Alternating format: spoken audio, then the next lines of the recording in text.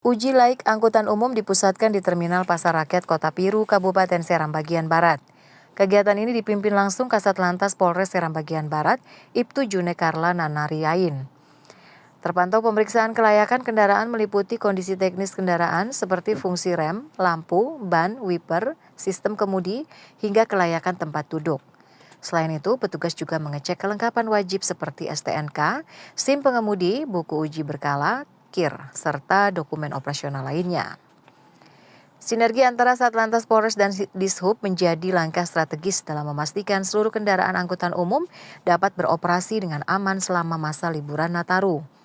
Kegiatan ini juga merupakan bentuk kesiapsiagaan pemerintah dalam mengantisipasi potensi kecelakaan dan gangguan keselamatan lalu lintas. Bagi kendaraan yang ditemukan memiliki kekurangan teknis, pengemudi diberikan teguran dan arahan untuk melakukan perbaikan sebelum diperbolehkan melanjutkan perjalanan. Sementara itu, kendaraan yang tidak memenuhi syarat administrasi juga dicatat untuk dilakukan pembinaan lebih lanjut. Dari Piru, Kabupaten Seram bagian Barat, kontributor TVRI Joshua Kaya melaporkan.